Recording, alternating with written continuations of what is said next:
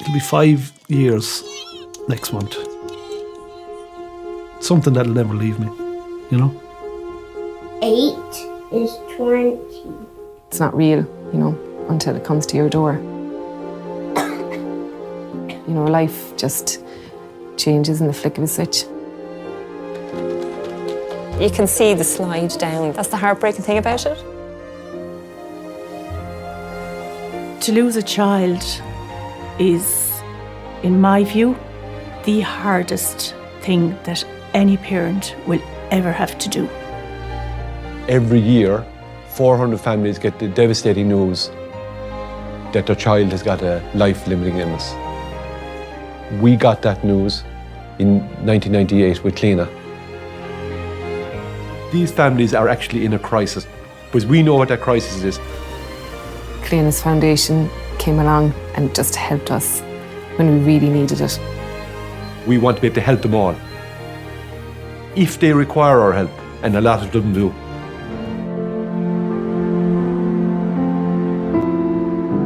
It's being able to afford to drive a car from Limerick to Dublin and do that on a regular basis. And it's being able to pay for your car parking when you get there, and being able to stay with the children in accommodation.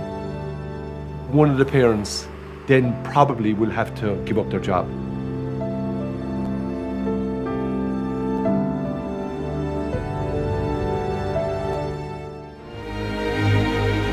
This is the Podrick Show.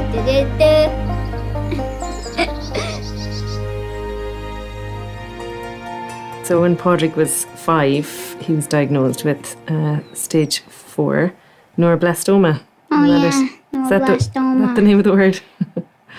Stage 4 neuroblastoma, yeah. And Excuse he me, had there's to have... stages. Well, they just call it that. It's only a word.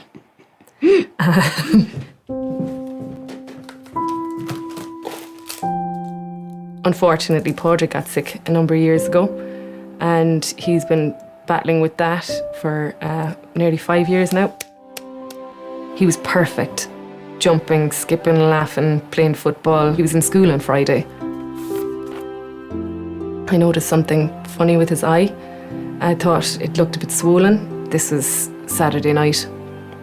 Sunday morning, we were heading up, you know, we were heading up to Temple Street. We're nearly there. You know, you're going to go to sleep and then you'll be there. Say bye. Bye-bye. It has totally changed my outlook on life and the way that I used to live it compared to the way I do live it. I suppose I was taking life for granted really before Podrick got sick. Like, you know, I was, oh sure, look, it's just another day and everything is good and you know, what could possibly go wrong? When you walk that corridor up to John's ward, that's life-changing. Yeah. We met with a neurosurgeon. He was confident. He said that he'd be able to remove all of the tumour. So they did the MRI scan, and that's when they found another tumour, and that was just, I don't know. Changed then, didn't it? It was different because it took away that hope again. Yeah, you know, it was gone.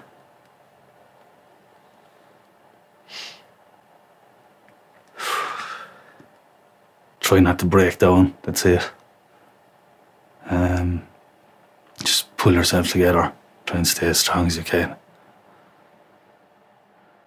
You see that giant force field? We can't walk through there. Oh, right. When we got the news first, when Seamus rang me, you know, it was, you know, I'm getting the call about something else, about somebody else, you know, it can't be true. And on the way up on the train, you know, I was saying, you know, I'm going to wake up and find that, you know, I was dreaming. I just remember him smiling. I don't think there was much of an understanding. I mean, he would have cried when they were doing things like putting cannulas in. Are you doing your exercises? But he smiled a lot through it. He's a smiler.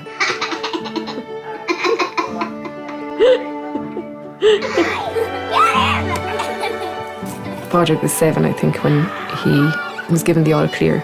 The last scan showed that there was no evidence of disease. when life started to slowly get back to normality. It was great to see him back in playing with his buddies. 8 is 20. We were just starting the new year and Padraig was going into 3rd class. Look, we got this too.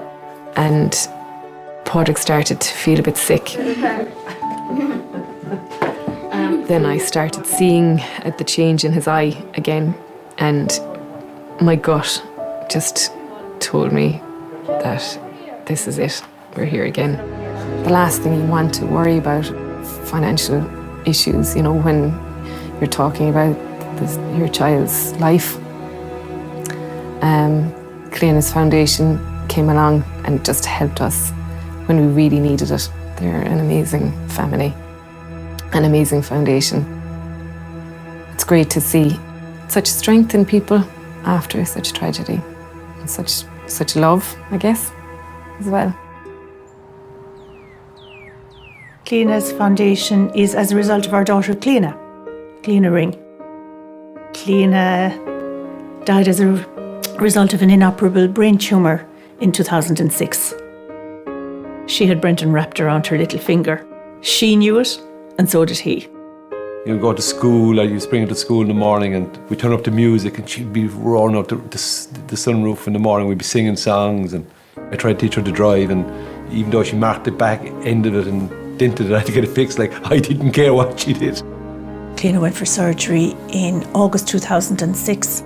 She never recovered from that surgery, she never spoke again to us, so that was tough. Yeah. We hoped up to the night that she passed away that she'd wake up. We always did.